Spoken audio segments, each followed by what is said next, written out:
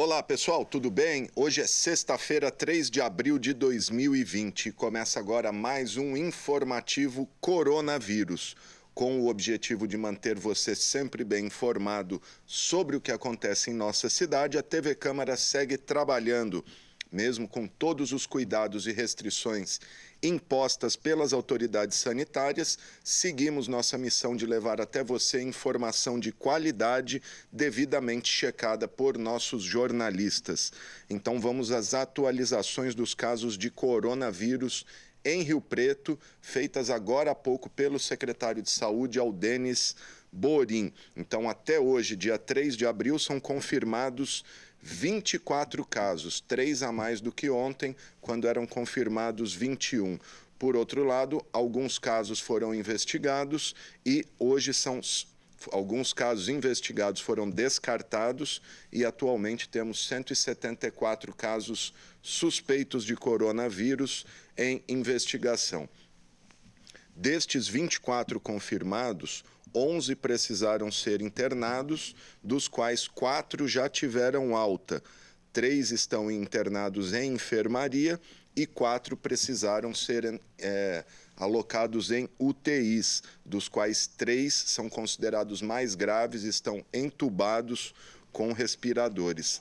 Lembrando ainda que as pessoas com qualquer quadro gripal deve procurar antes os 0800, né? Está embaixo 0800 7722 123, já que em torno de 85% da demanda está sendo resolvida pelo telefone, por esse 0800, para tirar dúvidas a respeito de diagnósticos, sintomas, etc. Até o momento, desde o início do 0800, já foram feitas 3.187 ligações.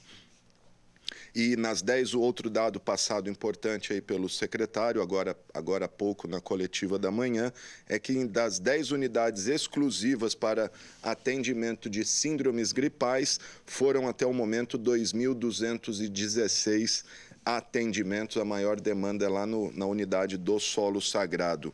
E um outro alerta importante feito pelo secretário Aldenis na coletiva: se Rio Preto abrir o comércio hoje, segundo o secretário, em 15 dias poderemos ter até 25 mil pessoas infectadas pelo coronavírus. Ele usou o exemplo da Itália, que tinha 650 infectados e 60 dias depois da decisão de relaxar a quarentena, eram mais de 100 mil pessoas contaminadas e 12 mil mortes. E outro dado importante apresentado pelo secretário na coletiva é que em 21 dias, desde o primeiro caso até o 21º dia, Itália e Espanha tinham respectivamente 3 e 2 casos. Olha só, Rio Preto, em 21 dias, do primeiro caso até hoje, 21 dias, nós já temos 24 casos. Então, nós estamos só Rio Preto à frente do que estava no mesmo período Itália e Espanha, que hoje enfrentam aí uma grave epidemia. E está aí o 0800, lembrando também, né? E lembrando que nós estamos ao vivo aqui pela TV Câmara. Nós temos o nosso WhatsApp aí, se você quiser mandar alguma mensagem para a gente, é o 991637905, e também o telefone fixo aqui da TV Câmara, que é o 3214-7766. E como tem acontecido todos os dias, a nossa produção, por meio da jornalista Jaqueline Casanova, tem mantido contato com brasileiros que estão no exterior e enviam mensagens aqui para a gente, relatando a situação de lá, mandando mensagens para os brasileiros.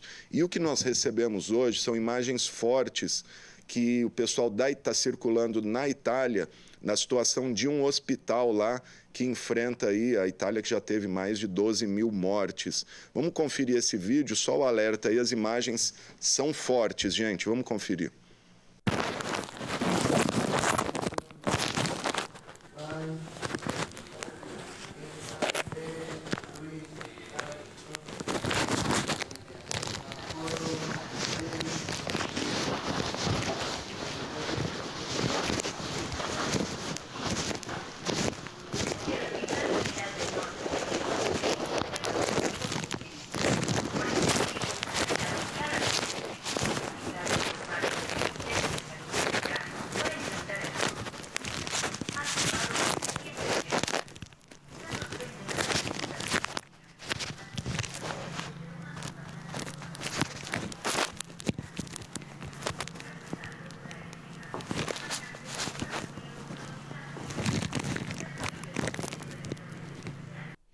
aí, gente, realmente imagens muito fortes que estão circulando pelo WhatsApp aí. Essa imagem é da Itália, foi enviada por um brasileiro que está na Itália, não tem a identificação do hospital, mas serve de alerta, a gente não quer nem cogitar que isso possa acontecer aqui no Brasil, aqui em Rio Preto. Por isso, a importância sempre do isolamento social neste momento para impedir a circulação do vírus, né? Como eu disse, a Itália é um dos países mais atingidos do mundo pelo coronavírus. São mais de 12.400 mortes.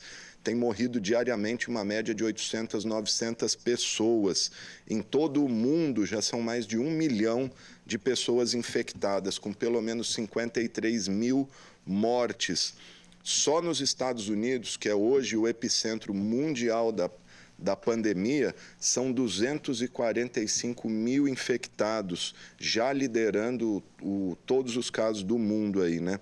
E a Espanha já passou a Itália, que tem também mais de 10.300 mortos.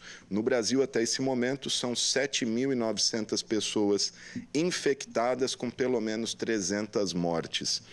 E sobre isso nós recebemos também um vídeo que está circulando aí nas redes sociais. Nós checamos a veracidade dele, realmente é verdade o que diz desse vídeo, que é sobre a situação da República Tcheca, que apesar de estar ali no centro da Europa, que é uma área que está muito contaminada, no epicentro da epidemia, a República Tcheca registra poucos casos. Vamos conferir o que diz esse vídeo, que inclusive foi tema também da live do secretário Aldenis hoje pela manhã. Vamos conferir. We have an important message for all of you, especially if you live in a country that is right now facing the new coronavirus. The pandemic is growing exponentially in many countries. But the Czech Republic is one of the few in Europe that has significantly slowed down the spread of the virus. In this video, we would like to tell you what we did differently, and mainly, we would like to help you to do the same. We are following social distancing and the rules stay at home. But others do that too. We also have strict hygienic procedures. Others do that as well. But the main difference is everyone who has to leave their house has to wear a face mask.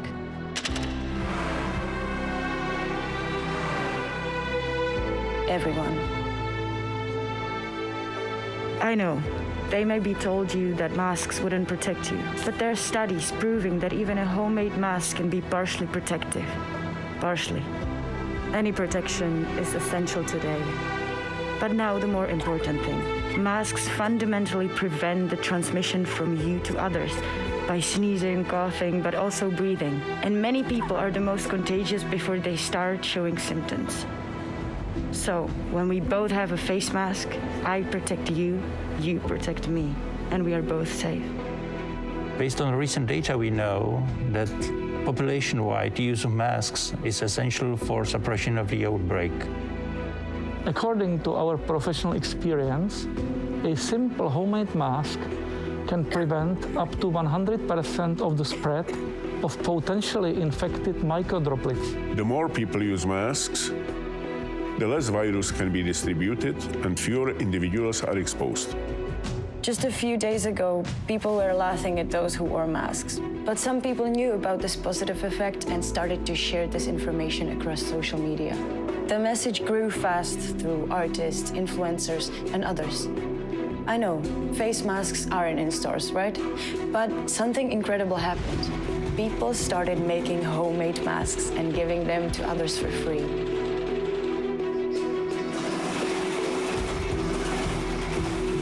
Many companies, theaters, or even retirement houses changed their buildings into sewing rooms, and thousands of people started to sew masks at home. So we know that face masks work, and it has been repeatedly confirmed by scientists.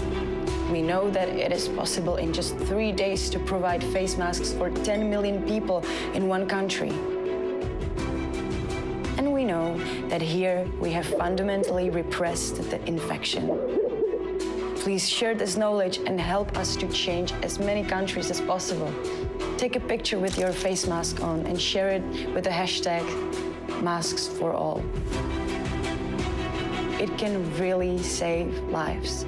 And remember, I protect you, you protect me.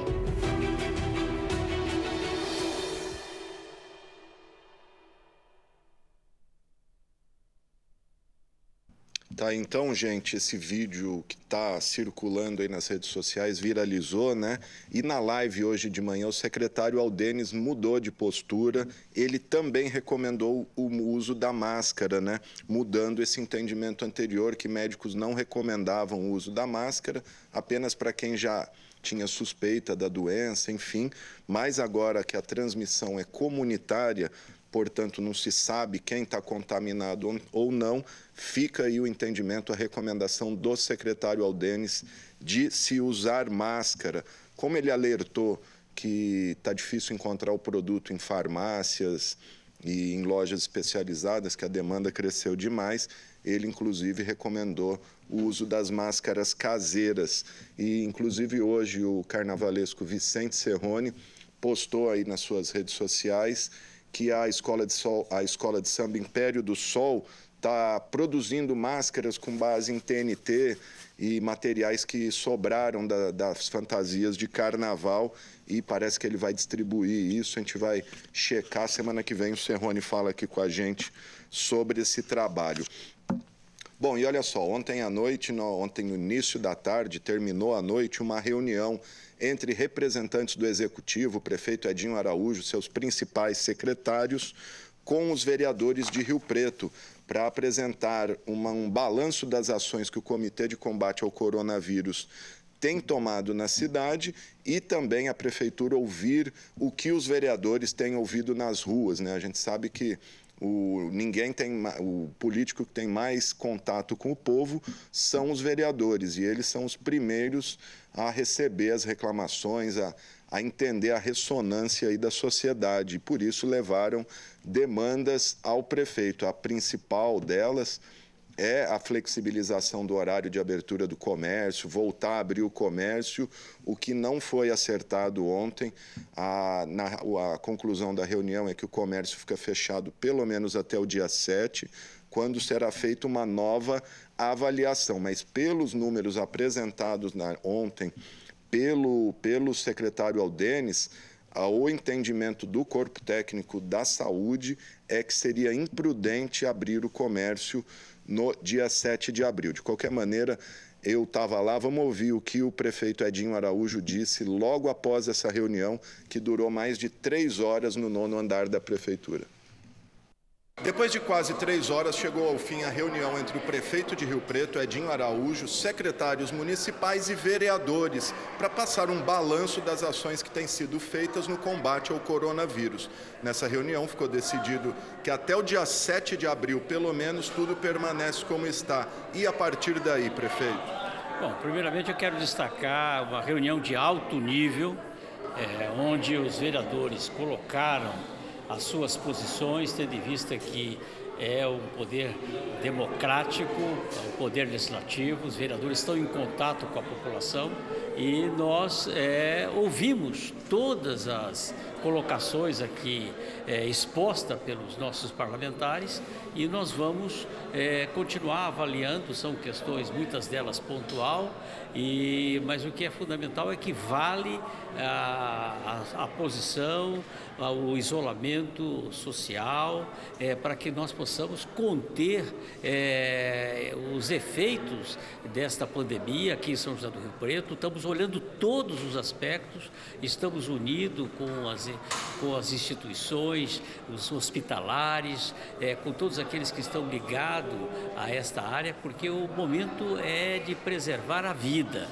olhando o aspecto social e sem perder de vista a economia da nossa cidade, que gera emprego, que gera renda, mas o fundamental porque nós nos baseamos em dados técnicos, científicos, é a preservação da vida, portanto, mantemos a nossa coerência com todas as posições tomadas até aqui, no sentido de fazer o melhor, fazer o dever de casa e pedindo serviços essenciais, e vamos preservar a vida e ficar em casa. Prefeito, uma frase do senhor que chamou a atenção ali é que o senhor prefere, no futuro, ser julgado por ser exigente demais do que por perder vidas humanas. É isso mesmo?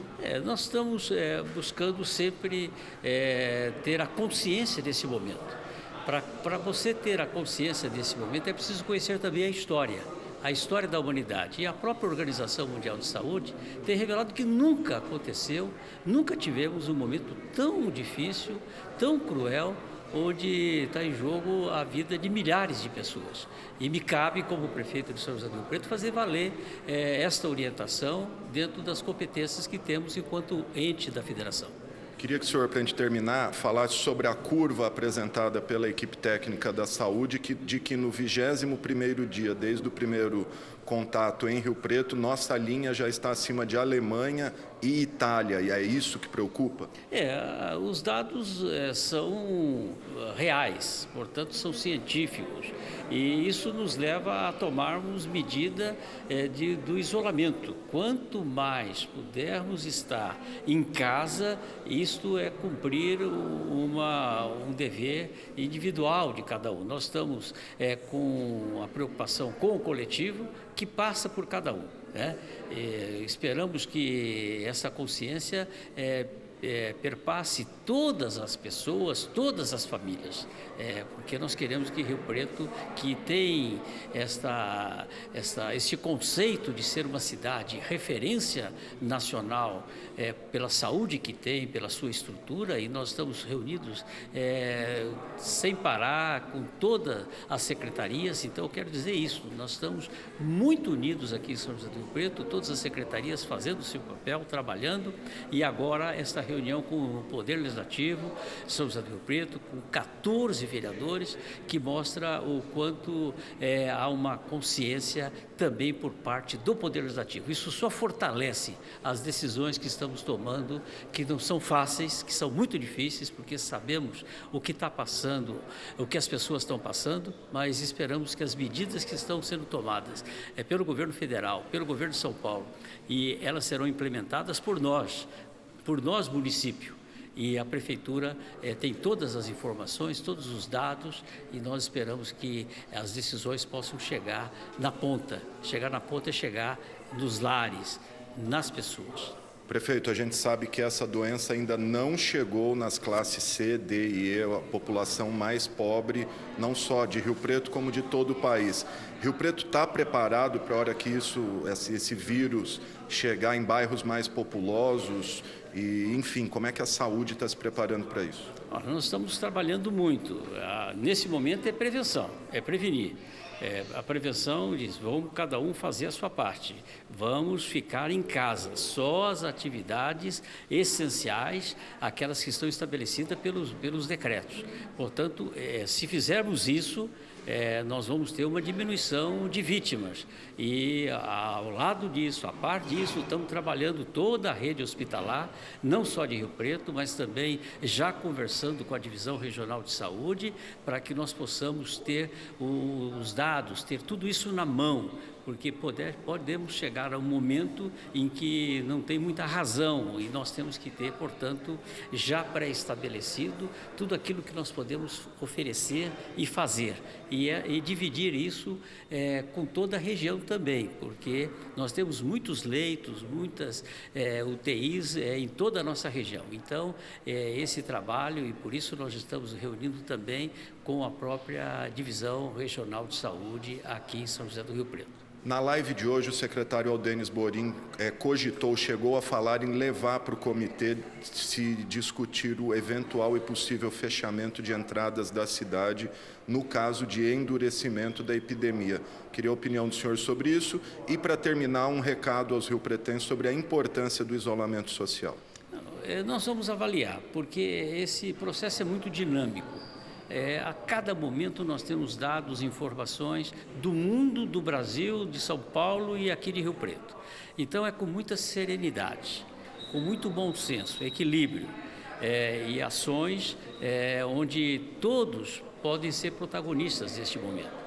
Então, nós temos que ter esta responsabilidade. Agora, é verdade que essa doença, tendo em vista que a contaminação se dava através de pessoas que vieram do exterior, realmente ela perpassava muito mais a classe A e B. E agora, como já temos um caso e que a contaminação ela é comunitária, você já não tem como identificar a raiz do problema. E aí fica mais difícil. E nós, portanto, temos que mudar o nosso comportamento. Esta pandemia vai mudar o comportamento, vai mudar a forma de governar.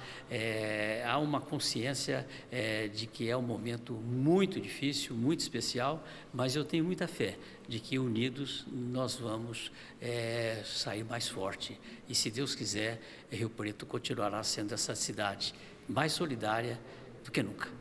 Tá certo. Muito obrigado, prefeito de Rio Preto, Edinho Araújo. Lembrando que participaram dessa reunião, além de vereadores, o secretário da Administração, Luiz Roberto Tiesi, o procurador-geral do município, Adilson Vedroni, e também o secretário de Desenvolvimento Econômico, Jorge Luiz de Souza. Um dos temas também cobrados por vereadores foi um suposto abuso nas multas aplicadas a comerciantes que desrespeitam o decreto de quarentena. Como explicou o secretário Vedroni, o procurador-geral, todas as multas ainda serão analisadas com critérios técnicos para avaliar a sua consistência. Eu sou Alexandre Gama para TV Câmara, o canal do Legislativo.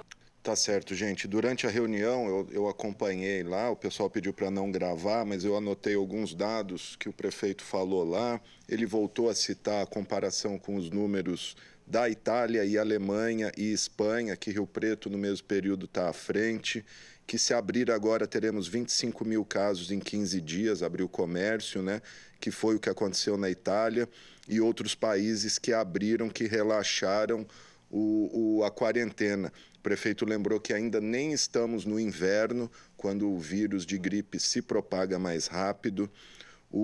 Ele citou, até fez uma metáfora, estamos na ponta do iceberg, que em Rio Preto temos o melhor cenário hoje, que com o isolamento social precoce nós conseguimos segurar a epidemia, que se abrir agora o comércio nós podemos precisar em 20 dias de 2.587 leitos de UTI, que nenhum país, muito menos o Brasil, está preparado para atender estas demandas e essas ramificações, que Rio Preto, depois de tudo isso, se voltou a atenção a famílias carentes, né? Lembrou que nós temos 10 mil famílias abaixo da linha da pobreza aqui em Rio Preto que precisam de uma atenção melhor, e resumiu, nós estamos trocando o pneu com o carro em movimento.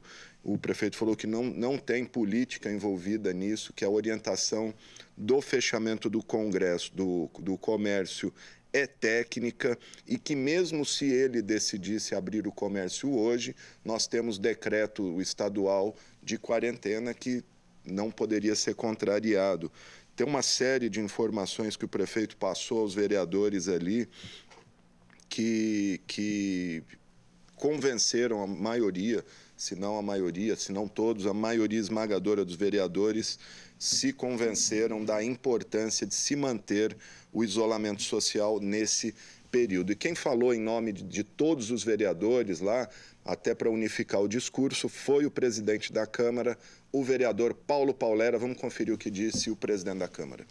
Depois de quase 3 horas, chega ao fim a reunião entre representantes do Executivo e da Câmara Municipal sobre o futuro da cidade no meio da pandemia do coronavírus. Estou aqui com o presidente da Câmara. E aí, Paulera, o que ficou decidido? Tem alguma perspectiva para passar para a população? Está todo mundo ansioso para saber o que vai acontecer com o Rio Preto daqui para frente. Olha, foi uma reunião muito proveitosa. Agradecer ao prefeito Edinho, todo o seu secretariado, que com muita competência, com muita sensibilidade, atenderam o pedido do presidente Paulera, da Câmara Municipal, de fazer uma reunião de quase 3 horas, mais de 3 horas, onde o tema principal da reunião foi o secretário Aldemes, onde ele pôde passar toda a situação que nós estamos vivendo com essa pandemia em São José do Rio Preto. Ele pôde deixar as pessoas conscientes, os vereadores que precisavam ter informações para passar para a população. Na realidade, o prefeito ficou assim com o apoio dos 14 vereadores que estavam presentes.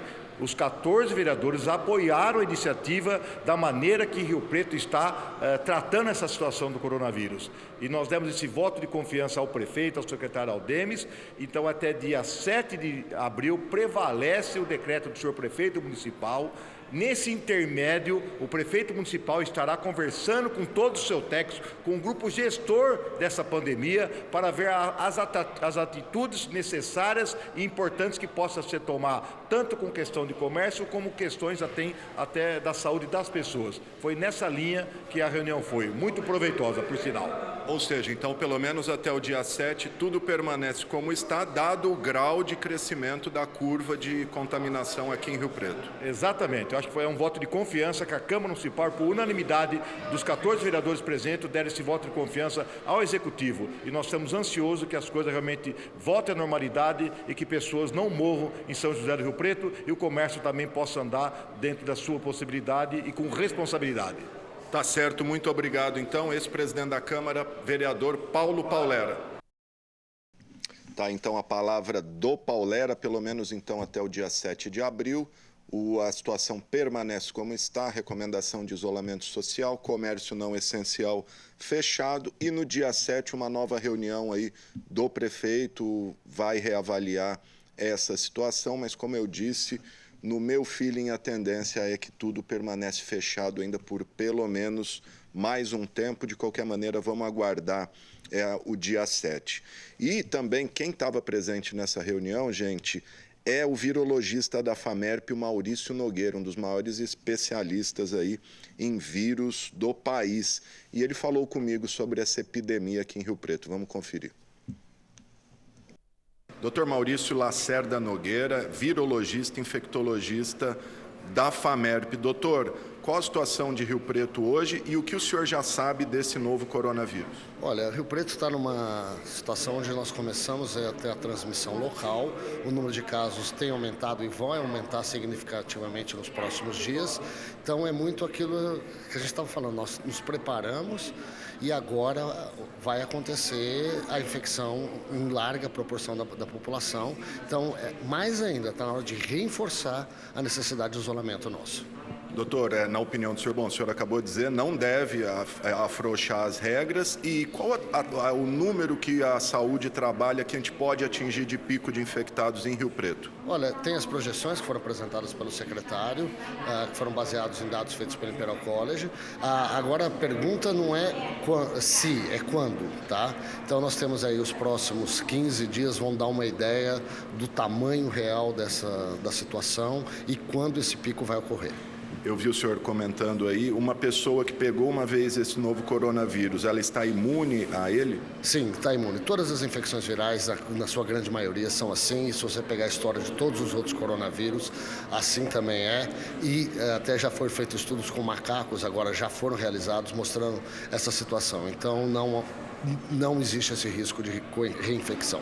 Doutor, queria que o senhor deixasse um recado para quem tem usado a cloroquina e o hidróxido de cloroquina. Qual a avaliação do senhor sobre isso? Não deve ser usado. Esse é um medicamento experimental. Todo remédio tem efeitos colaterais. As pessoas, inclusive, algumas estão se intoxicando com essa medicação. Esse é um remédio que pode ser utilizado em situações experimentais dentro de um ambiente hospitalar e controlado. Esse não é a solução desse problema.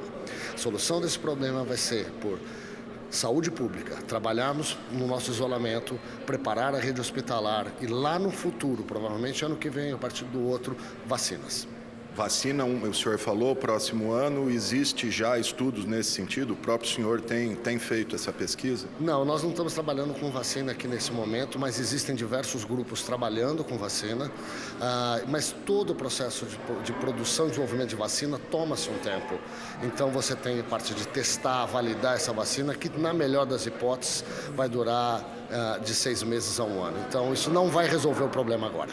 Tá certo. Queria, para terminar, que o senhor deixasse um recado à população de Rio Preto, principalmente aqueles que têm cobrado o relaxamento aí das medidas de quarentena. Não é hora. Esse momento é onde a quarentena é mais importante ainda. Nós temos mais alguns dias para isso, mais alguns dias. Vamos segurar, porque senão nós não vamos aguentar.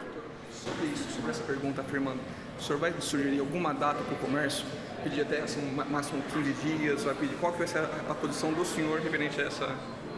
Olha, essa é uma questão que não me cabe resolver isso. Muito pelo contrário. Eu entendo perfeitamente a situação. Eu acho que a situação ela é desesperadora para esses profissionais. Muito ainda pior do que o comércio. Você tem a situação de microempresários, de autônomos, etc. Só que a solução disso, para esse problema, é em Brasília. O dinheiro tem que vir de Brasília. Como todos os países estão fazendo. A Alemanha está fazendo um pacote de 37% do PIB. Os Estados Unidos estão colocando 11 trilhões de dólares. Quem tem que resolver o problema é Brasília. Doutor, o uso de máscara, a gente recebeu um vídeo hoje da República Tcheca, que lá todos têm usado a máscara. Eu queria saber a opinião do senhor sobre o uso de máscara. Na minha opinião, a máscara deve ser usada por quem está contaminado. O problema da máscara é que se todo mundo for usar, e na quantidade que precisa usar, não vai dar para todo mundo. Não tem máscara para todo mundo. Tá certo. Muito obrigado, doutor Maurício Lacerda Nogueira, da FAMERP de Rio Preto. Obrigado.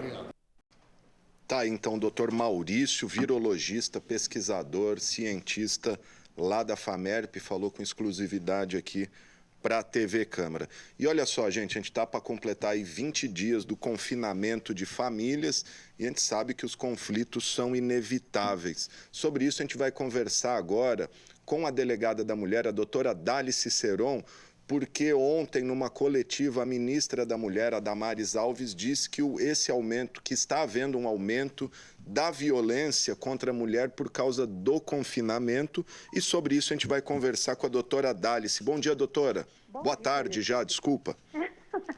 Tudo bem? Tudo bem, doutor. E aí, o que a senhora pode dizer? A gente pode fazer esse nexo entre confinamento e um suposto aumento de violência? Como que estão os dados em Rio Preto nesse mês aí, nesses últimos dias de confinamento, doutora? Sim, nós podemos dizer que houve um aumento razoável, principalmente em relação aos autos de prisão em flagrante. Olha, eu verifiquei aqui e as prisões aumentaram em 90% em relação ao mês passado. Né? Isso somando as ocorrências do plantão policial e do DDM, né? Os flagrantes realizados pelas duas unidades. As medidas protetivas também. Nós observamos aqui 12% a mais de pedido com relação ao mês de março. Né? DOs houve também um pequeno aumento, lesão corporal foi quase o mesmo número em relação aos 2 meses, e as ameaças aumentaram, os registros de ocorrências relacionadas a ameaças aumentaram cerca de 10%. Então, a gente observa sim. Agora, nós não tivemos tempo, condições de analisar a motivação. Nós sabemos com certeza que o confinamento pode acarretar desencontros, né? Encontros acarretando desencontros. Por quê? Porque se resvalam mais. Mas eu acredito que a grande maioria se refere a problema social, sabe? O uso excessivo de bebida alcoólica, hoje já associado a drogas. Esse é o grande mal da família. Doutora, a senhora falou um aumento de 90% de prisões, praticamente dobrou o número de prisões em flagrante por violência doméstica? Isso. Fiz aqui, foi, obviamente, né? Nós registramos 14 em fevereiro e 24 em março. Então, eu chutei aí cerca de 90%. Então, foi um número alto, sim. Ô, doutor, e esses flagrantes são o quê? Agressões? Agressões e ameaças, né? Agressões e ameaças. Também tem descumprimento de medida protetiva, né? Hoje você sabe que, se descumpridas as medidas, né, ensejam esse tipo de conduta.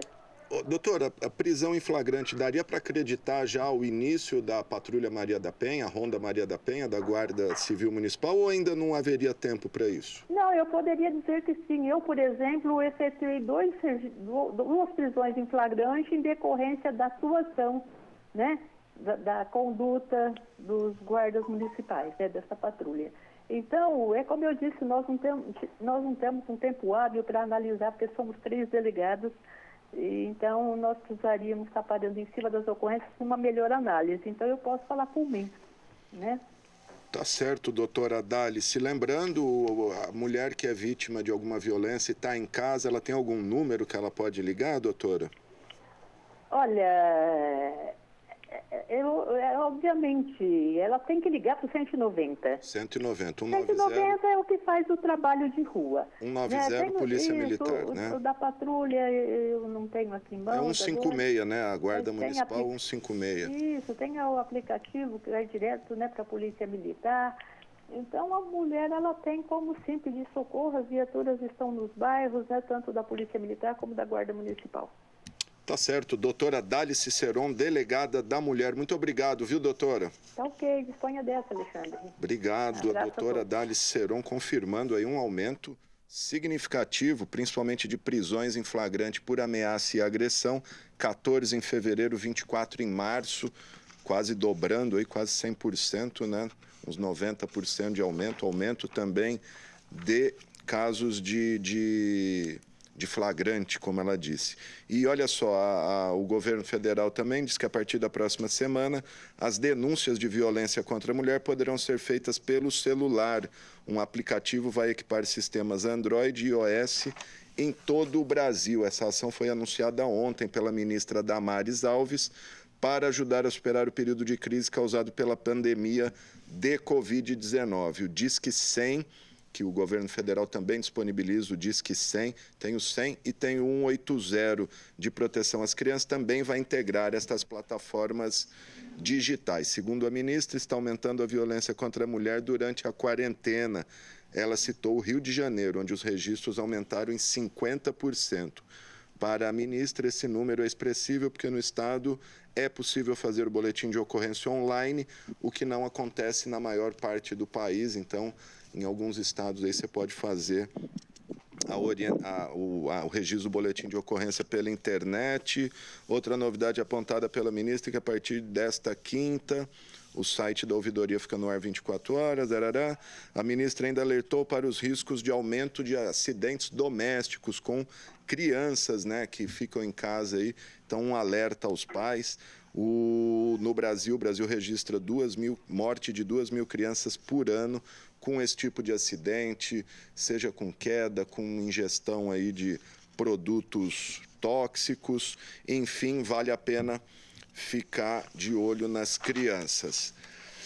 Bom, gente, a gente tem diariamente aqui falado sempre ou com o representante do Ministério Público, Defensoria Pública, que é o pessoal que tem acompanhado as ações do poder público. A gente volta a falar hoje com o Dr. Carlos Romani, que desde o início tem dedicado especial atenção a esse grave momento pelo qual passamos, não é mesmo, Dr. Romani? Sim, tudo bem. Tudo bem com você e nossos ouvintes aí da TV Câmara. Esperamos que já cativos, né, doutor? Deixa eu abordar alguns assuntos com o senhor. Eu não sei se o senhor acompanhou a entrevista da doutora Dálice Ceron aí. Aumento de casos de agressão contra a mulher nesse período de quarentena. Dobraram as prisões em flagrantes em relação ao mês anterior. O Ministério Público está atento a isso? Pode fazer alguma coisa? Tem participado aí de audiências de custódia, medidas protetivas, enfim? Tá certo que é mais na área criminal, né, doutor? Sim, os colegas do crime, nós temos um grupo em Rio Preto, né? E eu tenho acompanhado o trabalho dos colegas na área criminal, né? Porque existe, logicamente, uma ligação de atividades, né? E não só a questão do Covid, mas existem os reflexos, os acessórios que acabam provocando situações dessa natureza envolvendo a violência doméstica. Isso nós já tínhamos antes do Covid, dessa pandemia, uma curva acentuada em relação à violência doméstica. Apesar de muitas leis terem sido criadas, aplicando mais sanções. Por exemplo, aqui em Rio Preto se tentou, não sei se está em vigor, aí não me lembro agora, de que não poderá prestar mais concurso público quem for agressor de violência doméstica. Sim. Então eu tenho visto que os promotores têm procurado, dentro daquilo que a gente pode realizar em defesa não só da mulher, mas também da própria criminalidade, né, nesse sentido. E o que se vê, ou que se tem visto ultimamente, é que em alguns casos estão se liberando esses agressores, mais em razão da questão da própria situação carcerária, né? Porque nós podemos aí, de uma certa forma, salvo casos graves, né, colocar alguém em isolamento dentro das penitenciárias, dentro das cadeias, e lá dissipar a eventual pandemia que nós estamos sofrendo. Seria uma tragédia, são né? situações delicadas, né? Seria uma tragédia esse vírus se espalhar aí na população carcerária. Aí seria... Sim, porque o próprio sistema carcerário, a Secretaria da Administração Penitenciária não permite o ingresso de ninguém. Isso para proteger os próprios presos, porque como eles estão lá em isolamento, eu também estou aqui em isolamento em teletrabalho, entendeu? E estou me precavendo. Eles têm que se precaverem também. Quanto mais ficarem lá em isolamento, melhor será para a própria vida deles, entendeu? E se a gente colocar mais gente, esse é o pensamento do Tribunal de Justiça hoje, colocar mais gente lá dentro do sistema carcerário, a probabilidade do vírus se dissipar em local fechado, né, vai piorar essa situação. Legal. Doutor, deixa eu repercutir um outro assunto aqui com o senhor, que ontem o Ministério Público divulgou uma nota que o Ministério Público de todo o Estado já conseguiu reverter mais de 15 milhões de reais aí de fundos judiciais, de multas, etc., para o enfrentamento da pandemia em Rio Preto e região. Será que vem uma fatia desse bolo para cá? Ah, sim, com certeza. Os promotores da saúde pública, não só de Rio Preto, como Monte Aprazível, Mirassol, todos irmanados nesse sentido, já fizeram e já conseguiram a transferência de valores para os seus respectivos municípios e secretarias municipais de saúde, né? Esse dinheiro, por determinação, aliás, por pedido do Ministério Público e por autorização judicial nos casos pertinentes, né, estão sendo transferidos e depois, logicamente, o município que receber esses valores terá que prestar as contas dos investimentos realizados, em especial para que a gente enfrente essa epidemia com o numerário suficiente para a gente conseguir superar esses problemas que nós estamos enfrentando. Tá certo, gente. Tá aí o Dr. Carlos Romani. Agradeço mais uma vez a gentileza de nos atender aqui na TV Câmara. Doutor, obrigado e qualquer coisa estamos sempre à disposição. Tá ok, muito obrigado. Eu também estou à disposição de vocês aí, tá ok? Tá certo, tá aí o promotor Carlos Romani. E olha só, daqui a pouquinho a gente vai falar de outras boas ações que têm sido feitas aí por pessoas e entidades para ajudar pessoas e entidades que mais precisam. Vamos só aqui rever, nós já falamos ontem, vamos reafirmar aqui que diante da epidemia e do coronavírus, a Receita Federal decidiu prorrogar o prazo para entrega do Imposto de Renda 2020, que venceria agora no final de abril. Vamos conferir aí com a repórter Jaqueline Casanova.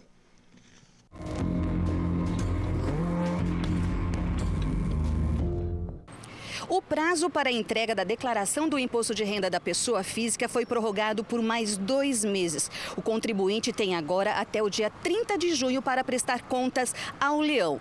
Antes, a data era 30 de abril. A Receita Federal não definiu ainda se vai antecipar as restituições do imposto de renda. Uma outra medida importante que foi tomada pela Receita Federal, ela anunciou o total de desoneração por 90 dias de imposto sobre operações financeiras, o IOF, PROF sobre operações de crédito. A medida terá como objetivo baratear as linhas emergenciais de crédito já anunciadas pelo governo. Um outro anúncio, um alerta que as autoridades bancárias fazem aos clientes é que procurem fazer as operações via internet, nos canais digitais, e evitem procurar as agências bancárias. O horário dos bancos foi reduzido das 10 da manhã às 2 horas da tarde e para os clientes idosos ou gestantes, o horário de atendimento é das 9 às 10 da manhã, tudo para evitar aglomeração. A FEBABAN alerta para que as pessoas tomem cuidado também nas operações feitas no computador. Pode-se usar aplicativos no computador, mas é importante manter um antivírus atualizado, não usar computadores públicos e nem fornecer senhas para pessoas desconhecidas. Jaqueline Casanova, para a TV Câmara, o canal do Legislativo.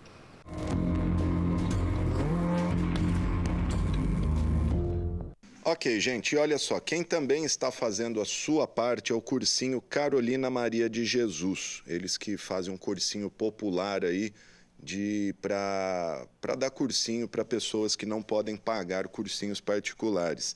Eles receberam do MST 300 quilos de arroz orgânico aqui para Rio Preto para distribuir entre as pessoas em situação de vulnerabilidade social neste momento de coronavírus.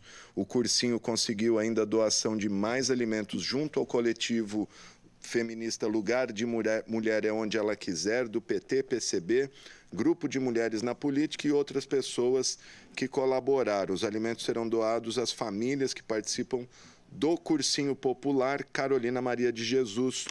E também receberão cestas básicas do projeto social da Igreja São Vicente de Paulo, as famílias atendidas por Grupo de Mulheres na Política, alunos da moradia estudantil da Unesp e também da Renascer. Sobre isso a gente vai conversar com o professor Paulo Napoli, que é um dos organizadores do cursinho. Paulo, boa tarde. Boa tarde, Alexandre. Tudo bem? Tudo bem. Paulo, como é que está sendo feita essa arrecadação? Quem quiser colaborar, o que deve fazer? Onde pode procurar vocês? Isso na verdade é uma iniciativa nacional do MST, né? Movimento Trabalhadores Rurais Sem Terra, em que eles estão fazendo doações de alimentos orgânicos para as famílias que estão passando dificuldade aí, principalmente nas grandes periferias urbanas aí, quem trabalha na informalidade, quem está desempregado. Então é uma iniciativa nacional do MST e que chegou aqui em Rio Preto. Então, aqui em Rio Preto, eles doaram 300 quilos de arroz orgânico e também algumas leguminosas, hortaliças. Isso tudo junto com outras organizações daqui de Rio Preto, que também arrecadou alguns alimentos.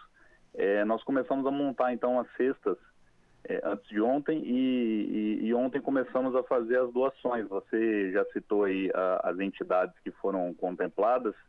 E essa arrecadação ainda continua por um tempo para que a gente possa atender mais famílias, porque a situação em Rio Preto tá bem complicada para algumas famílias. Pois é, não só em Rio Preto, né, em todo o país, no mundo todo. Ô Paulo, tem algum telefone que as pessoas, se alguém que estiver escutando, vendo a gente, quiser colaborar, quiser ajudar, ser voluntário, enfim, como que ele pode proceder? Nós temos nossa página no Facebook, né, do Cursinho Popular Carolina Maria de Jesus. Podem entrar em contato por lá ou pelo Instagram, falando o nome, o endereço. Às vezes a pessoa quer que retira lá na casa dela. Enfim, nós ainda estamos arrecadando algumas coisas. A maioria delas já foi entregue, mas ainda tem algumas cestas ainda de algumas famílias que vão ser contempladas. A gente tentou localizar aquelas que se encontram em altíssimo grau de vulnerabilidade social, para poder atender aquelas assim, em situação emergencial. E também divulgar essa ação aí solidária e muito bonita do MST, que está fazendo essas doações. Só no Rio Grande do Sul foram 12 toneladas de arroz distribuído, e em Santa Catarina tem uma cooperativa que começou a fazer álcool em gel para também distribuir de forma gratuita para os hospitais e postinhos ali das cidades ali no entorno de Florianópolis. Que bacana. Ontem eu até conversei com o defensor público aqui, ele lembrou a situação dos moradores lá da favela da Vila Itália, que a situação lá está crítica. Vocês têm ajudado aquele pessoal também? Tem informação sobre isso? Isso. Especificamente na Vila Itália, eu acredito que não tenha sido ainda nenhuma família atendida lá, até porque não deu para montar tantas cestas assim. Acho que talvez até por conta da falta de divulgação, porque eu tenho certeza que tem muito riopretense aí que tem a vontade de contribuir. Mas assim que isso acontecer, nós não esquecemos deles não. Temos que atender o pessoal da ocupação da Vila Itália, sim. Tá certo, Paulo. Quer falar mais alguma coisa? Deixar mais algum recado? Esse arroz que o MST doou para vocês aqui em Rio Preto, ele é produzido aqui na região? Da onde veio esse arroz aí?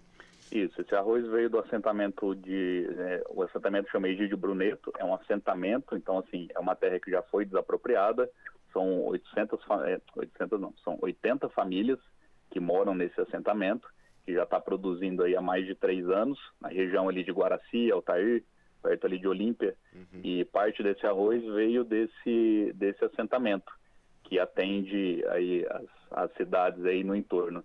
E o que eu queria deixar como recado é que em momentos como esse, né, que a gente tem que reforçar ainda mais a solidariedade entre nós para conseguir atravessar esse período tão difícil aí que nós estamos vivendo.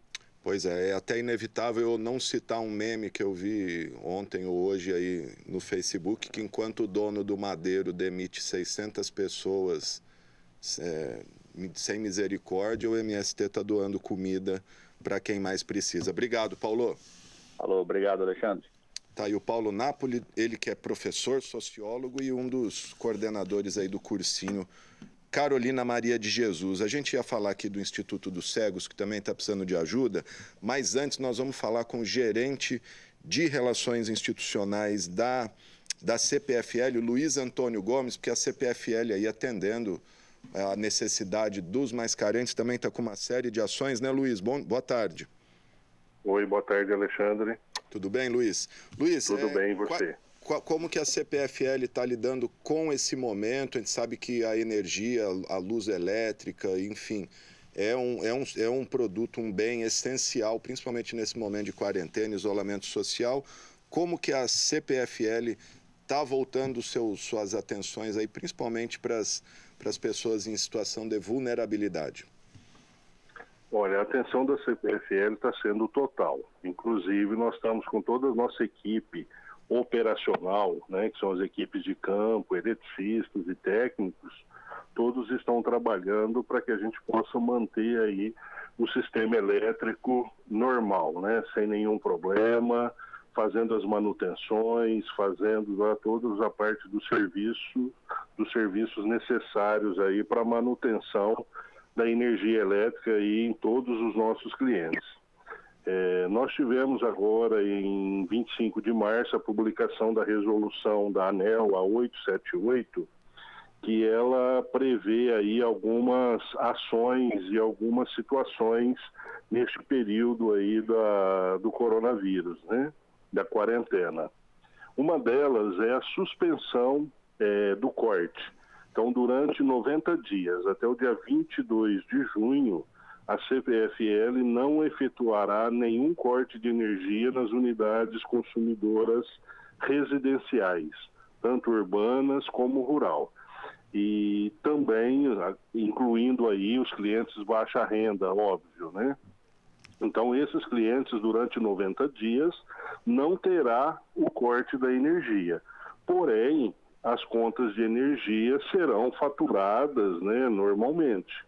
Então, o que a gente pede que, neste período, os clientes, na medida do possível, vão priorizando o pagamento para que não tenha o problema lá no término desses 90 dias, que será lá a partir de 22 de junho, o acúmulo dessas contas vencidas. Não é uma anistia, né, Luiz? Não está anistiando, né? Exatamente, a gente assim só está suspendendo o corte, então nós não vamos efetuar o corte, mas se de repente as pessoas não pagarem essas contas, lá em junho, no término da vigência dessa resolução, essas contas estarão vencidas e aí poderá sofrer aí a suspensão do fornecimento. Tá certo. Luiz, a gente tem registrado queda de energia em Rio Preto, aquela situação de Schmidt, que a gente tinha aquele problema antigo de queda lá, foi resolvido? Sim, hoje nós não temos nenhum problema assim localizado aqui na cidade e na região de São José do Rio Preto. Depois, naquele problema que nós tivemos, que esse fato até que você disse, isso foi em 2015, mas isso assim, já muitas ações, né, de manutenção, de ampliação, de melhorias na rede foram realizadas e hoje nós não estamos tendo problema nenhum de fornecimento de energia, nem em Rio Preto e nem na região aqui. Na região de São José do Rio Preto, não estamos tendo nenhum problema. Tá certo, Luiz. Inclusive essas manutenções que foram realizadas, o reflexo disso é que, inclusive, desses temporais que tivemos ontem aí, aquela chuva forte, com aquela ventania, no domingo também, nós não tivemos problemas aí, interrupção de energia aqui significativa aqui na região.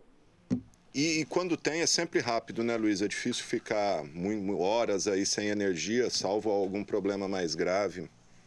Sim, a CPFL tem investido muito em tecnologias, então hoje a gente consegue fazer a transferência de carga, pelo menos na maioria, às vezes aonde acontece um problema localizado, a gente consegue transferir a carga até que a gente chama, né, por tempo de pisca, que é naquela interrupção que vai no máximo até 3 minutos. O próprio sistema automatizado consegue fazer essas transferências de carga para que a gente tenha, às vezes, quando tem um problema realmente localizado, vamos dizer, um aborramento de um poste, que só fica aqueles clientes realmente que está localizado, que não tem como a gente manobrar para uma outra rede. Maravilha, gente. Tá aí, então, o Luiz Antônio Gomes, ele que é consultor de negócios aí, gerente da CPFL aqui na região. Obrigado, Luiz. Alexandre, se eu tiver oportunidade ainda, claro.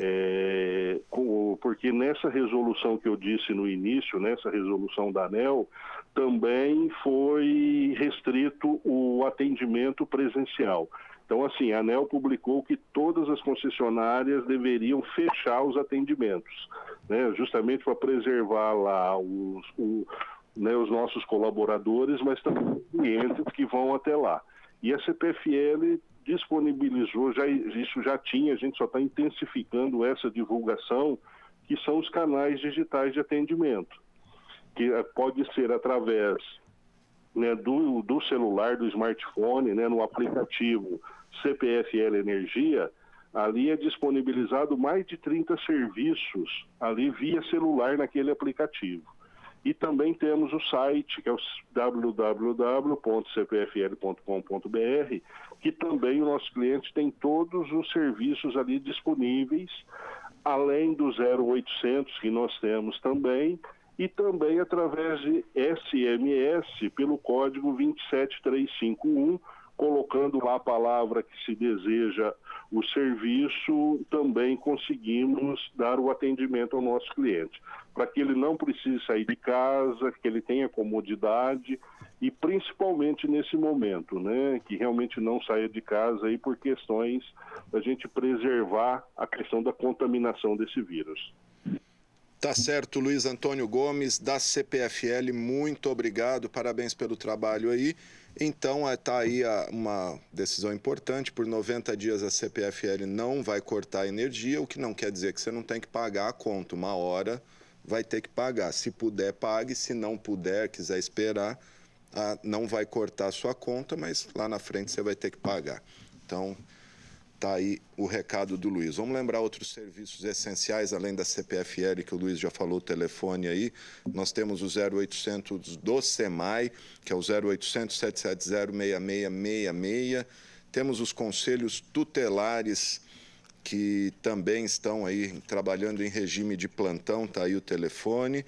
E nós temos também os telefones aqui da TV Câmara, se você quiser fazer contato com a gente, é o 991637905 e também o fixo 3214-7766. Outro telefone importante, de a gente sempre lembrar, é o 190 da Polícia Militar, como a doutora Dálice disse aqui, caso de flagrante, emergência, e pode ligar 190 Polícia Militar, 192 o SAMU, e 193 o SAMU e 192 os bombeiros. Bom, gente, vamos falar agora de um outro assunto que foi anunciado ontem, a medida provisória editada pelo presidente Jair Bolsonaro, que reduz em 50% os recursos repassados ao Sistema S, que inclui entidades como SESI, SENAC, SESI e SENAI. Então, logo essa medida foi anunciada, vários sistemas anunciaram aí a suspensão de atividades, aulas, cursos, enfim. E sobre isso a gente vai conversar com o Sebastião Martins, o Tião, que é o gerente do SESC aqui de Rio Preto. Sebastião, boa tarde. Boa tarde para todos vocês. Obrigado pela oportunidade de estar dividindo o assunto aqui na Câmara. Bom, Tião, a gente sabe que o SESC já está há uns dias aí com as portas fechadas, mas não por falta de dinheiro, por falta de condições sanitárias, né, de se aglomerar pessoas. Como fica a situação do SESC como um todo com essa redução de metade dos recursos? Olha, nós acreditamos que o impacto é muito grande e a gente ainda não tem um levantamento certo das consequências, porque é uma consequência muito radical. Essa proposta, ela é por 3 meses, mas o que a gente fica preocupado é com a possibilidade de, depois de continuar, porque foi da forma como foi feito, de forma de surpresa, sem diálogo, a gente pode ficar imaginando muitas outras coisas. Até porque, sem querer te interromper, o Paulo Guedes sempre anunciou isso, né? Desde antes de coronavírus, ele já mirava o Sistema S. De certa forma, ele aproveitou essa comoção social para poder fazer essa proposta. Agora, é um dinheiro que ele vai deixar de ser recolhido e vai ser tirado da distribuição de alimentos, do acolhimento com a terceira idade. No momento em que a sociedade mais precisa desses trabalhos, nós vamos ficar sem os recursos para ajudar a população nesse sentido, né? O SESC já foi criado pós-guerra para ajudar nesse ambiente de gastação, né, que foi naquele momento lá pós-guerra, e agora no momento em que a gente está vivenciando, em que a gente precisa aí de muito apoio social, como a distribuição de alimentos, acolhimento a crianças, a terceira idade, a gente vai ficar sem esses recursos, né? Esses recursos poderiam ser aplicados, inclusive, em equipamentos de proteção da saúde. E a gente, com essa medida provisória, a gente fica sem essa colaboração com a comunidade. Tá certo. Você já conversou com outros gerentes de outros SESCs e outros S's aí para tentar saber como vai ficar essa situação? Não, nós estamos, no momento, fazendo um trabalho articulado para tentar evitar que esta medida provisória seja aprovada. O SESC está disposto a conversar sobre qualquer ação social, temos feito propostas, temos dialogado, temos aí planejado diversas ações no sentido especificamente desse momento que a gente já fazia, né? O Mesa Brasil, que distribui mais de 1.000 quilos de alimentos por dia na cidade, a gente volta na segunda-feira, a gente volta com algumas expansões, algumas modificações, para tentar ajudar a comunidade e as pessoas que mais precisam nesse momento, né? Então, o nosso momento agora é de tentar evitar que essa proposta, que a gente acredita que não contribui em nada com a manutenção do emprego, até porque os maiores geradores de emprego no país são as pequenas e médias empresas, e as pequenas e muitas das médias não contribuem, elas não têm essa despesa. Então, essa despesa só que é ínfima, ela só atinge umas grandes empresas, né? Então, que não são os maiores geradores de emprego. Então, nesse sentido, a gente acha que é ineficaz porque não vai garantir um emprego, né? E uma outra coisa que está na medida provisória é que o INSS ficava com 3% da arrecadação como os custos da operação, né? Agora, eles cortam a proposta não, já está lá no Congresso, né, a medida provisória, de corte 50% da arrecadação, mas eles aumentaram 100% a parte da arrecadação, de 3% foi para 6%. Então, além da queda dos 50%, tem essa queda da contribuição que vai ficar para o governo federal. E a outra questão também, que é no momento de desemprego. Então, o BAC não é só o corte dos 50%, é em cima tem mais cortes aí, né? Vai ter mais corte. Então, é uma situação que não dá muito para imaginar, né? Legal.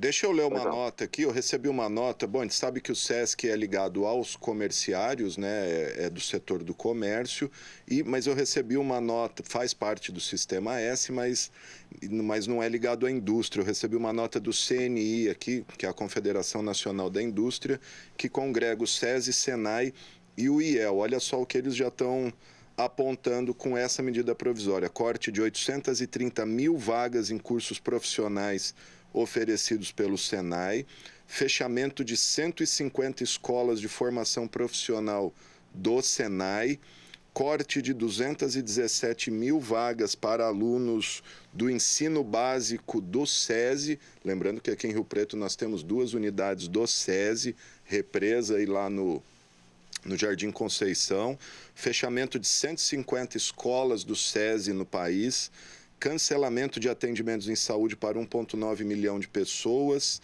e, inclusive, ações que o SESI estava promovendo de combate ao coronavírus, como a recuperação de respiradores que estavam quebrados, parados, inutilizados. O SESI tinha colocado seus engenheiros, seus técnicos, seus aprendizes nos seus laboratórios para consertar esses equipamentos e colaborar aí. E o SESI alerta que pode encerrar definitivamente suas atividades em determinadas localidades, mas não informa qual aqui. É muito grave, né, Tião? É muito grave. No caso do SESC, nós temos só 5 estados que têm arrecadação autossuficiente para manter suas atividades. Os demais estados do Brasil, eles são mantidos com a ajuda de subsídios desses 5 estados. Então, em muitos estados, ou não vai ter as entidades, ou esse subsídio vai ter que ser maior. E aí, o estado de São Paulo, por exemplo, então isso, vamos dizer assim, em cascata, além do corte de 50%, desse aumento da taxa lá que o governo está cobrando, nós temos a questão de subsídio aos outros estados, né?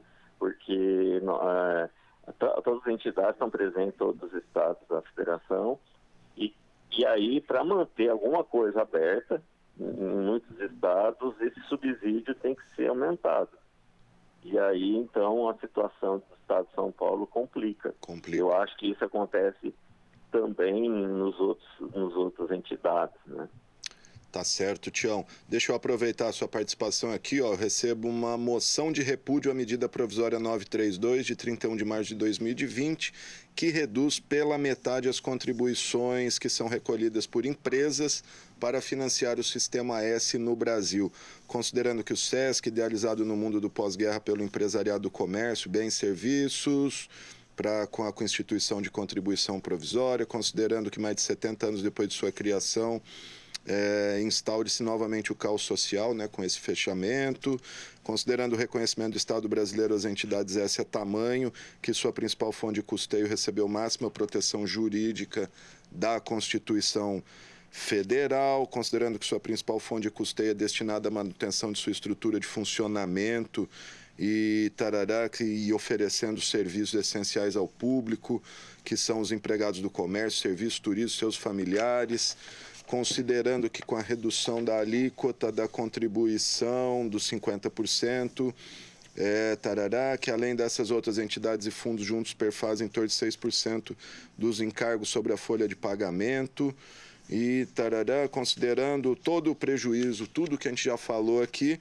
o presidente da Câmara requer nos termos regimentais, depois de ouvido o plenário da Câmara, que seja manifestado o repúdio da Câmara Municipal de São José do Rio Preto, a medida provisória 932, que reduz pela metade as contribuições que são recolhidas pelas empresas para financiar o Sistema S no Brasil, e propugna-se pela rejeição total da medida provisória em questão. Está aí a Câmara Municipal de Rio Preto, por meio do presidente Paulo Paulera, assinando essa moção de repúdio a essa medida provisória que realmente, nesse momento, não contribui com nada. Tião, para terminar, quer falar mais alguma coisa?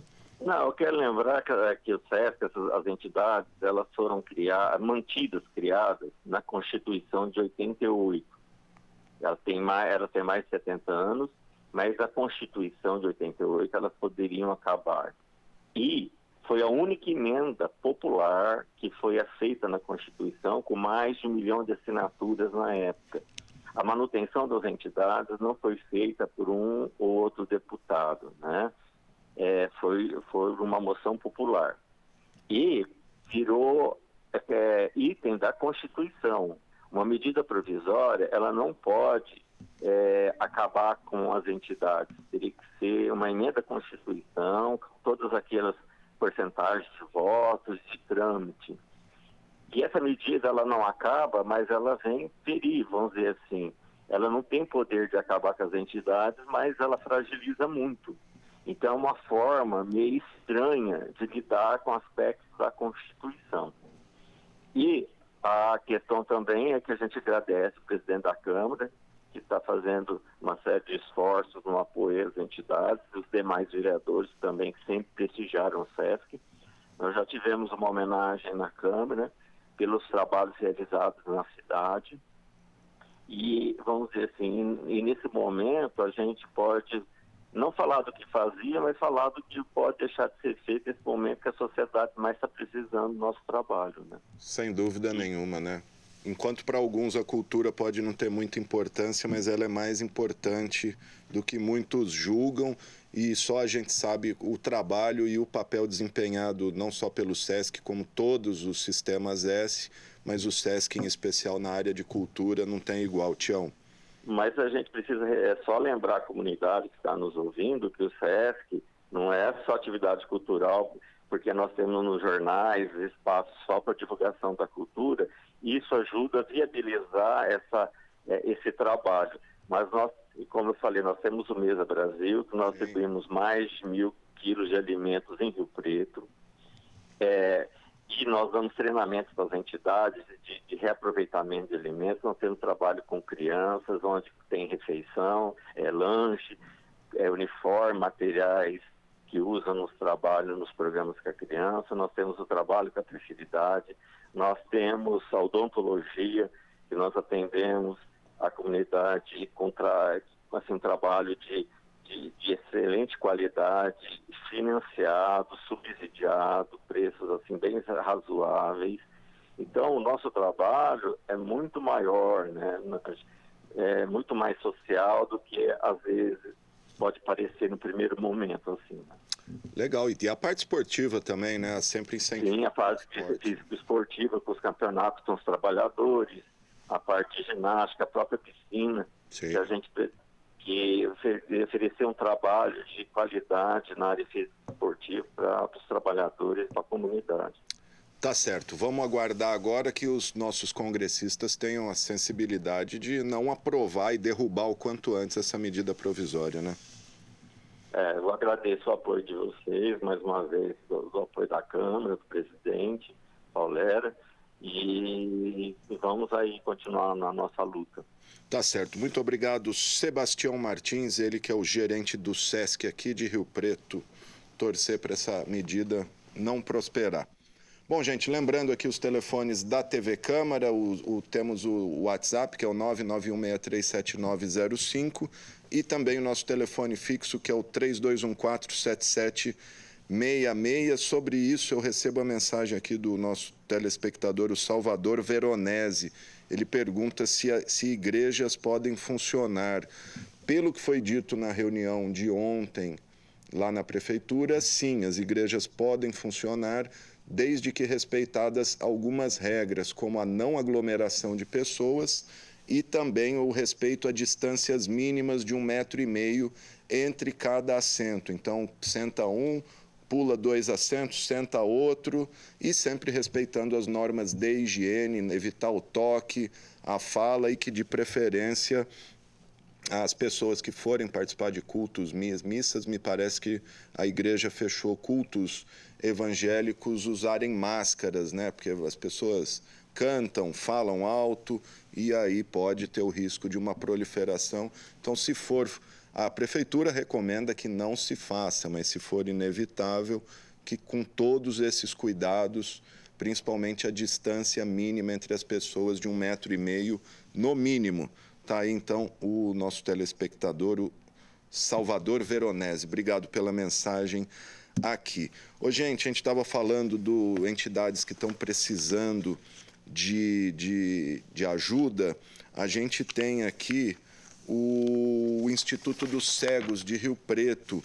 Nós temos o recado de um voluntário da entidade, o Glauco Melo. Ele enviou um vídeo para a gente. Vamos conferir? Olá, meu nome é Glauco Melo. Eu sou pai de um garoto de 2 anos e meio com deficiência visual. Nesse exato momento, meu filho cumpre com seu isolamento social em nossa casa, nas melhores condições de conforto, alimentação, recursos audiovisuais para continuar os seus estímulos e com todo o aparato necessário para a sua higienização e nossa higienização, na busca de evitar-se o contato com esse vírus. Sou também parceiro do Instituto dos Cegos Trabalhadores de São José do Rio Preto, ou mais conhecido como Instituto dos Cegos, que faz um trabalho exemplar, um trabalho fantástico com a deficiência visual em São José do Rio Preto e região. Apesar das dificuldades financeiras hoje vividas pelo Instituto dos Cegos, eles resolveram, mesmo com suas atividades paralisadas, corretamente paralisadas, eles procuraram ir atrás da situação individual de cada um de seus usuários e o resultado é alarmante. Nós temos crianças, inúmeras crianças deficientes visuais que não têm o que comer, nós temos crianças que não têm o que vestir. Imagine recursos audiovisuais, brinquedos, para que continuem se entretendo, sendo estimuladas de alguma forma. Nos deparamos com crianças que não têm sabonete em casa, para que ela e seus familiares tenham o mínimo necessário para fazer a prevenção contra o vírus. Diante disso, eu peço que ajudemos, façamos nossa parte, além do nosso isolamento social, que é extremamente necessário. De longe, vamos ajudar, vamos enviar brinquedos, vamos enviar alimentos, vamos enviar qualquer recurso audiovisual que você tenha e que não use. Vamos enviar dinheiro para o Instituto, para quem puder ajudar. Vamos ajudar essas pessoas que não enxergam, ver alguma esperança no fim dessa história toda. Tá aí, então, o recado deste voluntário que tem um filho com problemas visuais. Ele pode manter o filho dele com todo o conforto, como ele mesmo disse, mas muitos não podem. Então, se você puder ajudar, o Instituto dos Cegos fica na rua Dr. Cleude Oliveira Roma, 200, no Jardim Morumbi. O site é o www.institutodoscegos.org.br e o telefone é o 3355-5000. 3355-5000. Está aí o pedido de ajuda do Instituto dos Cegos. Quero lembrar que a TV Câmara, nesses dias, a gente está aberto aí. Você tem entidade ou tem algum grupo que está recolhendo doações para doar para entidades, pode mandar seu vídeo aqui para a gente. Pode mandar para o nosso WhatsApp, que é o 991637905, ou ligar aqui, a gente passa um e-mail, mas o telefone é o 991637905. Pode enviar que a gente divulga aqui entidades, enfim, ONGs que estão precisando de alguma coisa nesse momento complicado. Bom, gente, e assim chegamos ao final do informativo coronavírus desta sexta-feira, que contou com os trabalhos técnicos do cinegrafista Gilmar Esquive, do controle mestre Fernando César, GC e produção de Eduardo Máximo e Vivan Lima e do operador de áudio Flávio Furlaneto. Lembrando que neste momento o importante é permanecer em casa, seguindo as orientações das autoridades sanitárias, sair só para serviço essencial. O objetivo é evitar o alastramento deste vírus, que tanto estrago tem causado no mundo e principalmente em vidas humanas. Na sequência desse programa, você confere a live diária com as autoridades de saúde para atualização da situação do coronavírus em Rio Preto, que, repito, chegou a 24 casos. O destaque na live de hoje, que você vai ver aqui na sequência, é a participação do Frei Francisco, lá do Lar São Francisco de Assis, em Jaci, também gestor do Bom Prato e do Hospital Papa João Paulo II, aqui em São José do Rio Preto. Lembrando também, outra orientação importante é só procurar as unidades de saúde, principalmente de urgência e emergência, as UPAs, em caso de 2 ou mais sintomas de gripe, como coriza, tosse seca, febre alta e principalmente a falta de ar, além de lavar bem as mãos com água e sabão e desinfetar com álcool em gel. E hoje nós vamos terminar com uma música bacana do Beatle George Harrison, All Things Must Pass, Todas as Coisas Devem Passar, uma música emblemática aí para o nosso momento. A gente volta na segunda-feira com mais informações para você. Um grande final de semana.